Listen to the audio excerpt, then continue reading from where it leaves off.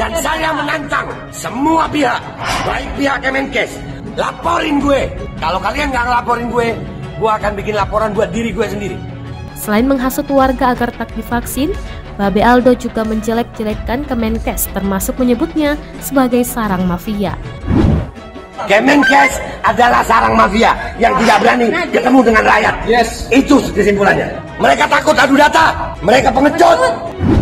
Yang mau ngomong tuh pakai lah data lah, jangan ngomong kita mendidik saya ulangi ya, rakyat kita tuh jadi bodoh atau kita jadi pembohong. Tapi gini datang minta vaksin, vaksin datang minta sertifikasi halal, sertifikasi dari MUI datang minta presiden duluan, presiden mau minta di live, begitu di live katanya diedit, jangan-jangan vaksinnya presiden beda dengan vaksin yang diberikan kepada rakyat. Cangkemmu lo dul. Buktikan kalau gua penyebar hoax. Kita udah datang. Laporin gue. Kalau ada orang yang merasa keberatan, statement-statementnya provokatif dan merendahkan, saya kira memang juga layak untuk diproses, dilaporkan. Lu tuh dari kecil sudah divaksin, sadar nggak? Boy Kemenkes, katanya orang pinter-pinter, ngomong sama rakyat nggak berani. Ikutlah pendapat ahli, jangan ikut-ikutan orang yang ahli berpendapat. Karena hari ini di medsos tuh orang semuanya mampu untuk berpendapat. Itu sebabnya vaksinnya ada, udah diambil aja deh. Apa aja nih? Apa aja diambil aja, yang penting cepet. Sinovac juga bagus. Sinovac udah. Aku juga pakai Sinovac. Kalau dia udah divaksin 2 kali lolos. Yang kemarin tuh nggak lolos, yang belum sempat divaksin. Kemenkes, nah begitu tuh. Kebanyakan makan uang haram begitu tuh. Tunggu balak lu tuh. Otak kalau komen, lu tuh mikir kalau ngomong. Otak kalau komen, lu tuh mikir kalau ngomong. Vaksin itu membuat antibodi kita agar bisa siap melawan virus yang ada. Media sosial Twitter saat ini tengah ramai dengan tagar tangkap Babe Aldo, hingga bahkan menjadi trending topik. Setelah melakukan penelusuran, rupanya tagar tersebut banyak dicuitkan netizen yang merasa resah dengan Babe Aldo.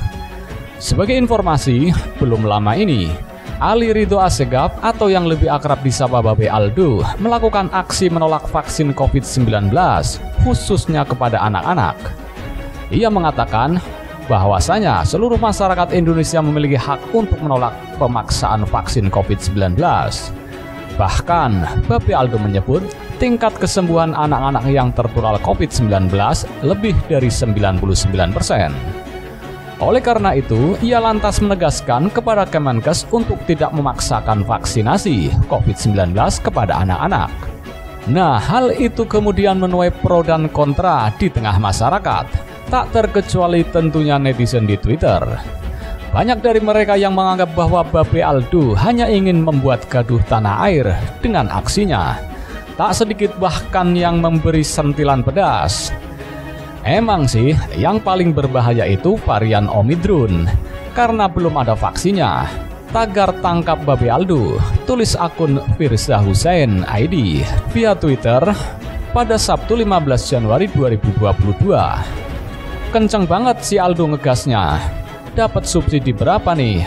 Logikanya mah kalau ada indikasi Kemenkes sarang mafia, tinggal lapor bawa buktinya, bukan menggerakkan massa buat demo. Iya dong, emang gitu konsep orderannya. Tagar tangkap Babe Aldo, provokator, timpal akun Livia Maya. Sebagai lembaga yang mewadahi para pahlawan kesehatan yang berjuang untuk keselamatan nyawa masyarakat, berharap @Kemenkes Republik Indonesia menindaklanjuti tuduhan ini. Imbuh akun Seruan NHL. Tiba-tiba nongol nih ada satu tokoh namanya Babe Aldo yang memprovokasi orang-orang yang mengatakan bahwa vaksin buat anak-anak berbahaya.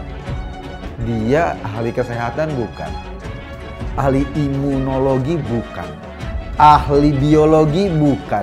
Gua nggak tahu dia ahli nujum atau ahli apa, atau seorang paranormal. Yang kita tahu provokasinya amat berbahaya buat orang-orang yang namanya emak-emak, bapak-bapak pasti sayang dong sama anaknya. Gini deh, pemerintah nggak mungkin menjebloskan rakyatnya sendiri untuk membahayakan rakyatnya sendiri. Kenapa? Kalau dihitung-hitung ya, satu pasien COVID-19 yang dirawat misalnya di Wisma Atlet, di rumah sakit pemerintah. Lo kira biayanya gratis? Kan enggak. Rata-rata satu pasien dirawat itu yang kena COVID biayanya 158 juta per pasien loh. Jadi mana mungkin pemerintah tidak melakukan penelaahan atau mengukur resiko pada saat mereka mau vaksin masyarakatnya, mau vaksin rakyatnya. Sama sekali nggak mungkin, karena kalau kesehatan rakyatnya bermasalah, bebannya di pemerintah juga. Justru usaha vaksinasi ini ya buat masyarakat. Dan kita tahu Indonesia salah satu negara yang dijadikan contoh keberhasilan penanganan COVID. Dunia semua melihat Indonesia. Hari ini di Eropa merebak lagi varian-varian baru dan ratusan ribu masyarakatnya masih terserang COVID. Hari ini di Amerika juga sama suasananya, di Australia sama suasananya. Sementara kita berhasil melakukan kebijakan tarik ulur, sehingga relatif tingkat penularan kita tidak terlalu masif seperti negara-negara kita yang lain. Karena tingkat penularannya tidak terlalu masif, ekonomi masih bisa bergerak. Karena ekonomi masih bisa bergerak, kita masih bisa jalan, masih bisa hidup, masih bisa cari nafkah, masih bisa cari rezeki. Artinya apa? Artinya di tengah dunia yang sedang masih kebingungan, kita sudah cukup punya strategi untuk keluar atau untuk menangani COVID-19 ini. Soal kebijakan PPKM, soal kebijakan kita kemana-mana harus pakai peduli lindungi, itu ternyata cukup efektif. Di tengah efektivitas itu, ini gerombolan orang yang saya nggak tahu apa motifnya. Tiba-tiba teriak-teriak anti vaksin dan demo di Depkes. Seperti biasa, demo mereka selalu membentur-benturkan dengan agama. Ini vaksin belum tentu halal. Bagaimana anak-anak kita kalau disuntik hal yang tidak halal? Oi, MUI sudah keluarkan fatwa bahwa vaksin halal. Ente jangan sembarangan bentur-benturin agama sama kebijakan pemerintah. Jangan ngebohongin umat, jangan ngebohongin masyarakat dengan slogan-slogan Anda yang nggak benar.